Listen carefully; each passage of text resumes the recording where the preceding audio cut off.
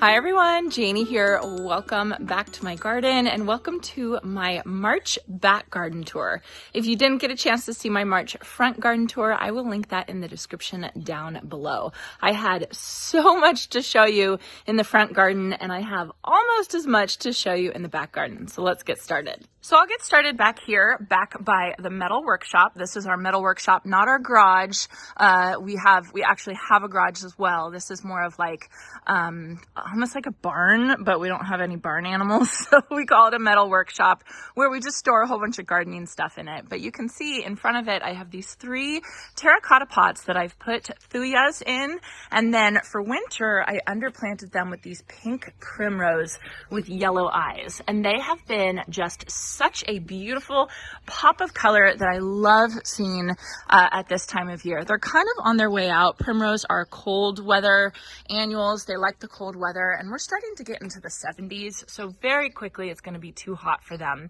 And it's perfect timing anyway because I actually have a lot of plants a lot of summer annuals basically that I need to get planted up, and I am planning to underplant the thuyas. I'm going to leave the thuyas, but I'm going to underplant it with other annuals that I've gotten from Proven Winners. Proven Winners gave me a huge shipment of absolute gorgeous annuals that I love, and we've been chipping away and getting a lot of these planted, but you can see I still have a ton more that I need to plant. We have been bottom watering them with these little stock tanks of water, and that's been working really well. They all still look just as beautiful as the day that they were delivered from the grower. So I definitely think this bottom watering is working, but just to save time, energy, effort, I would like to get these in the ground. So these primrose are going to be coming out probably in the next week or so. So I wanted to get a good shot of them because I just think that they're so beautiful. And I'm always kind of going back and forth when it comes to cool weather, cool season annuals. There's cyclamen, there's primrose, there's violas, there's pansies. They're all beautiful, but I'm really enjoying the primrose this year. I think it has really looked so beautiful right here. Now, the other thing is looking really beautiful. These are my Vigo raised beds, and I planted ranunculus in them, and my ranunculus are going crazy. They're so beautiful. Now, oh my gosh, a carpenter bee. Oh, or is that a bumblebee? I don't know. Is that a carpenter or a bumblebee, you guys? But I'm so excited to see it. Oh, that just made my day. Oh my goodness. I know that was an overreaction to seeing a bee, but it just makes me so happy to see them and to see them on my flowers. I just love it. It's one of the little joys in life. Okay, the bee went over to the primrose. You can see him right there. Back to my ranunculus, my beautiful, beautiful ranunculus.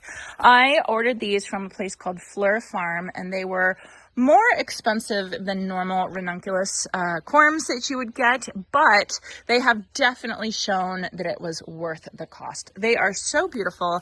Look at these over here. These are the French ranunculus, the Amandine. These bloomed probably the earliest, and you can see they're starting to bloom out. I know, it looks like I haven't been picking off of these. You guys, I have been picking off of these. They are so gorgeous. These are pompons. These are a new variety. They're just the most interesting things. They don't even look like ranunculus. They're so beautiful. And then coming over here, these are called butterfly ranunculus, and these actually have a waxy coating on the petals. Again, doesn't even look like the ranunculus that we all know and love, but it's a beautiful plant. And I have tons of buds, so I'm going to have plenty more ranunculus to go. Over here, I planted some Seascape strawberries, which is absolutely my favorite variety of homegrown strawberries. They taste so incredibly delicious. They're not too mushy. They're firm enough so you get that, I don't want to say a chew, but like they're firm enough, and I really like them, and they taste so good. So you can see how many I planted here, and then I even have more over here, which I think we're going to be good for strawberries this year. Right here, you can see I have my gigantic geranium or geranium matarense. This is so beautiful. It is a biennial plant. So basically it creates a whole bunch of foliage the first year, and then it's going to bloom bloom the second year, and this should be the second year. I planted this plant last year, but it was in a relatively big pot when I got it, and it was pretty well established. So I have a feeling it might bloom in May, and I'm just crossing my fingers because I would love to see this plant bloom. Another plant that has been blooming absolutely nonstop all winter long is this Victorian Lady Flowering Maple, or Albutilon. It is such a beautiful, beautiful plant. I'm enjoying it so much. I actually put it here in this garden bed temporarily, like to overwinter it or to have a place just to plant it. And I'm enjoying it climbing up these arches so much that I've decided just to leave it here. I think it is a fabulous place for it, and I'm really excited to have it there. Underneath here, you can see my hostas are starting to wake up a little bit, and I also have plenty of carrot seedlings that are starting to grow, and I'm excited. So let me show you guys the chickens. They have been such a joy in my life. I love these chickens. So where'd you go, girls? So Princess Fluffy Butt, the white one, where are you? There you are. Hi. So she was actually one of 3 of the Silkies, and unfortunately 2 of her sisters passed away. And so we wanted to get 2 more. So she had some friends, and so we got these 2 here. So the brown one, her name is Eloise. She is a French hen. I'll put the name on the screen right now because I can never remember it. And then Maud right there, the black one, she is actually a Frizzle, which is, she's supposed to look like this, but she was born not looking so pretty with her head feathers, but that's okay. She's very, very sweet. They're all very sweet, and they seem to be really happy with each other now. So I am enjoying them. I love coming out and saying hi to them.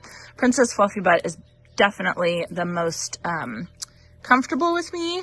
Eloise is getting a little bit more comfortable, and then Maud is starting to get more comfortable too. Now, you guys are probably wondering with the egg situation these days, with how expensive eggs are, do I get eggs from these chickens? And yes, I do get eggs, but they're bantams, so the eggs are smaller, and I only get like every other day. So we definitely have to supplement with store-bought eggs, but that's okay. They're so cute. They're like pets. So coming over here, you guys can see my pink lemonade honeysuckle is starting to leaf out.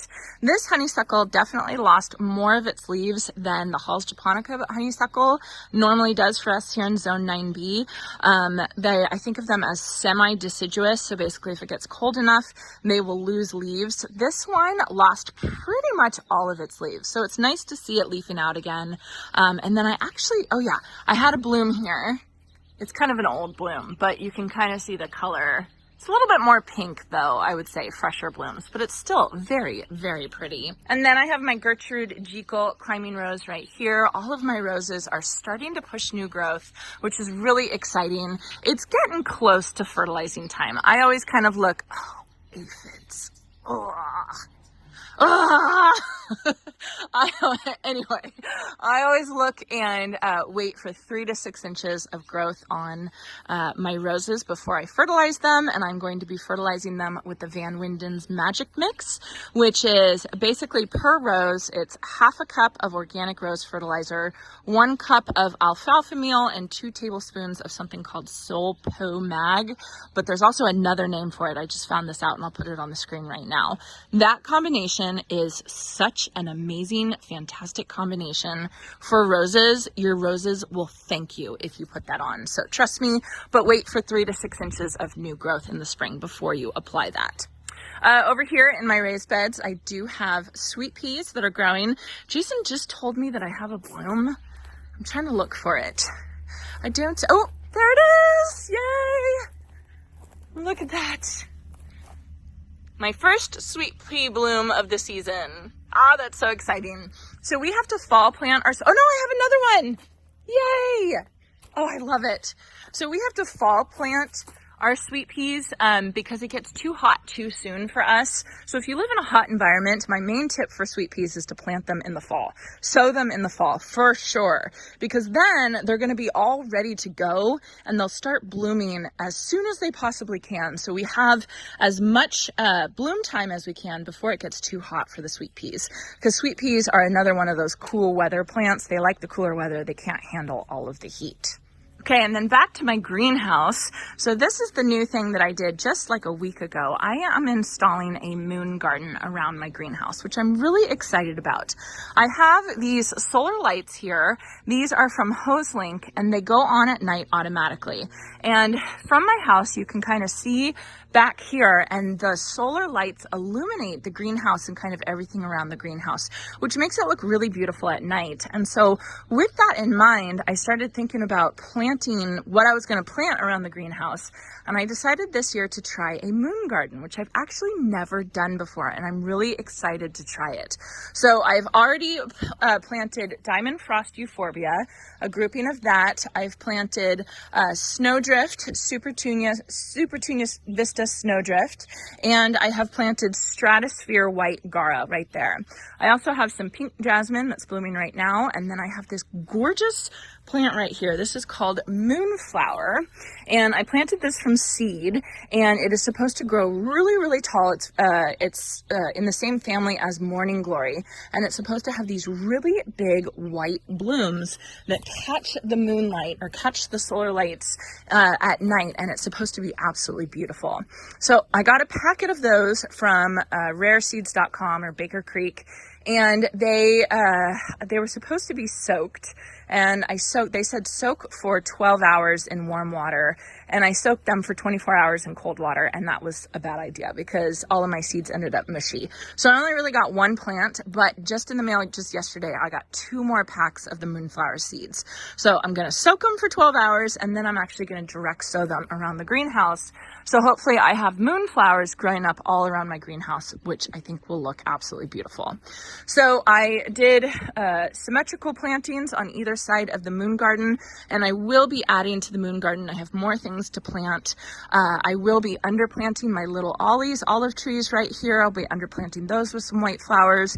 Just lots of really, really pretty things. I did want to plant something big behind everything. I have some crepe myrtles back there, but the crepe myrtles are going to take a while to grow. So I was thinking about something really tall that I could plant behind all of these lower annual white plants, and I've gotten a lot of really good ideas. I just have to head to the garden center and see what I can find. I wanted to show you guys my hackberry tree. It's actually not my hackberry tree, it's my neighbor's hackberry tree, but most of it hangs over my yard, so I consider it my hackberry tree, and it is leafing out. It is a deciduous tree, which means it loses all its leaves in the winter time, which is absolutely perfect because it's on the south side of my greenhouse. And so in the winter, plenty of light, plenty of sunlight comes through and heats up my greenhouse. But then in the summer, when it has its leaves and my Chinese pistache over here has its leaves, that provides a little bit of shade for the greenhouse, which is exactly what I want during the summertime.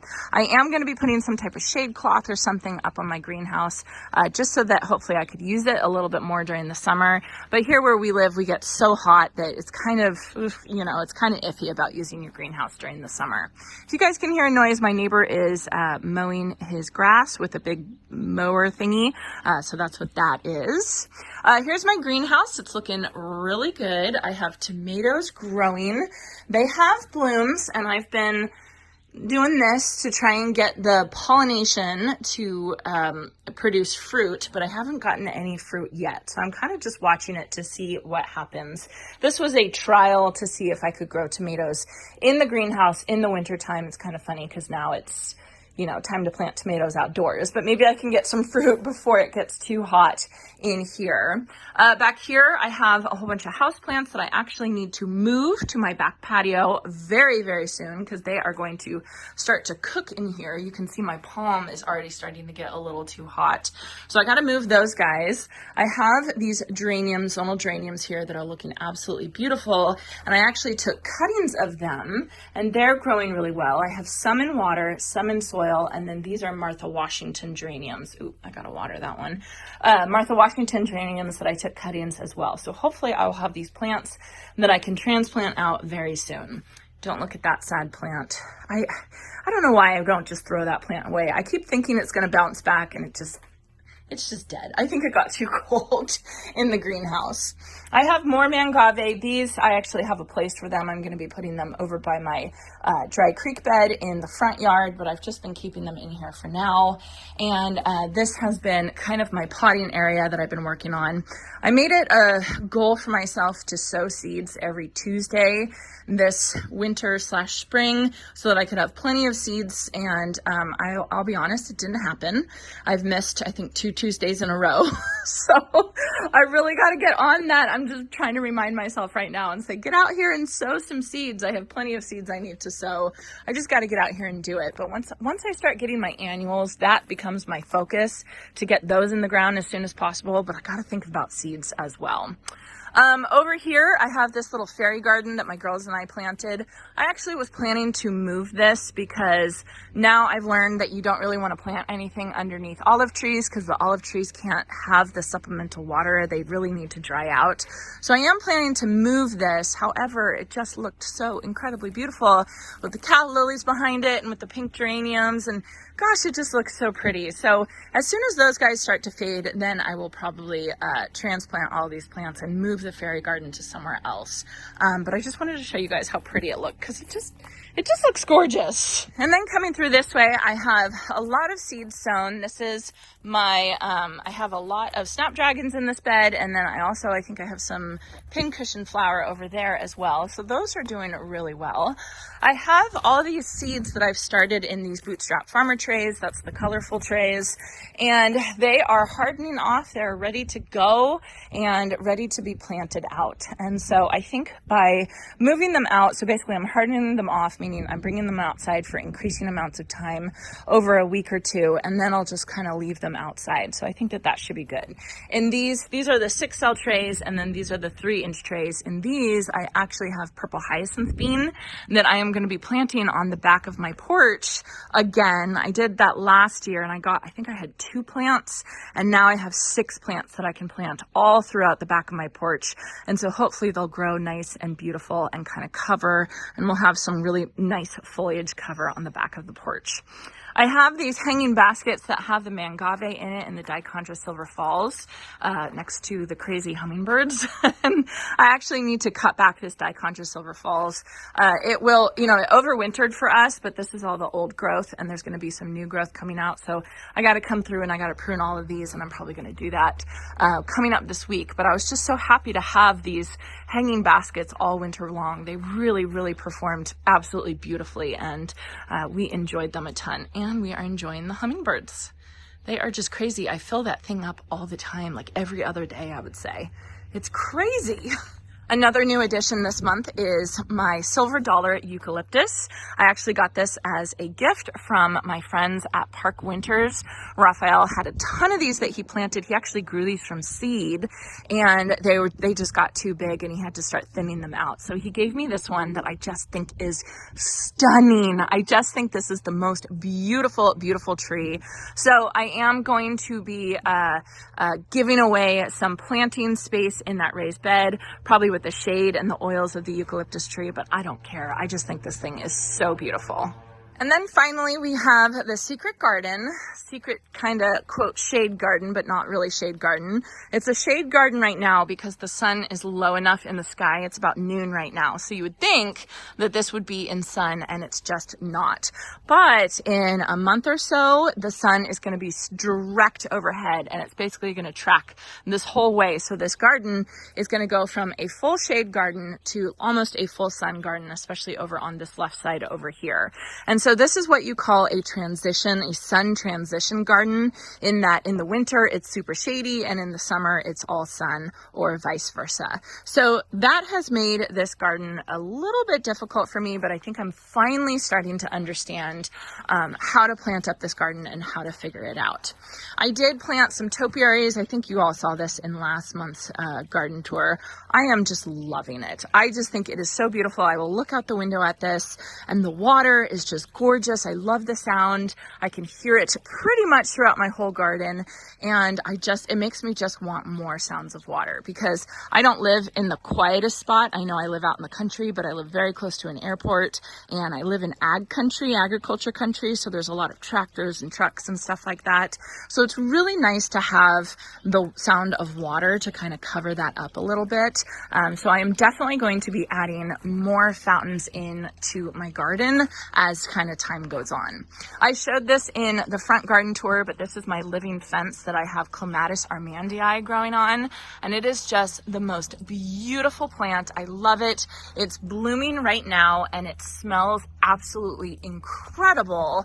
And so I'm just waiting for it to absolutely cover this entire fence area.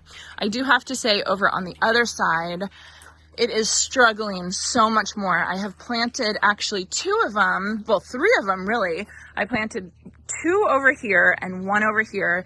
This one died, and now, sadly, this one that I planted right here died, but the one I planted on the inside in the corner is doing well and is actually blooming. So I don't know why the plants are dying here and here. This whole area in the backyard, we've had so much trouble with the soil and growing things, and we're constantly trying to amend it. And then when we dig things up, we find like pavers buried like 2 feet underground. So I have a feeling it's something like that is going on, but it's just so funny. It's just kind of one plant is dying after the next back here, and so it doesn't really even surprise me anymore, but that's okay. Like, that's how it is in planting in a new area. You have to kind of learn your soil, learn what's going to work for you and what isn't going to work for you. So over here, I want to show you my Nutrios Camellia Pearl Maxwell. Look at how beautiful that is, and I have so many buds coming. I was, this one's kind of faded out. I was saying in my front garden tour that I'm so shocked at the Camellia japonicas because they're blooming so late this year. Normally I expect these to bloom in January and February, but they're just starting to bloom now in March, which I'll take it. I'll take the blooms, but it's funny that it's been so long. Underneath that, I have soft caress mahonia. That's a beautiful foliage plant, and instead of mahonia being really spiky, normally this one is soft that you can actually touch. It's a great shade plant, and again, this part of the Secret Shade Garden is shady. It's that garden bed that's really the sun transition bed, and you can see the sun is starting to come over there. Then I have some gorgeous cyclamen that's looking really pretty, and of course my heuchera, a whole bunch of heuchera that's planted all together that has ended up looking really, really good all winter long. Heuchera is an evergreen for us here in Zone 9B. You do have to clean up a little bit of it, but for the most part it keeps its beautiful color and foliage all winter.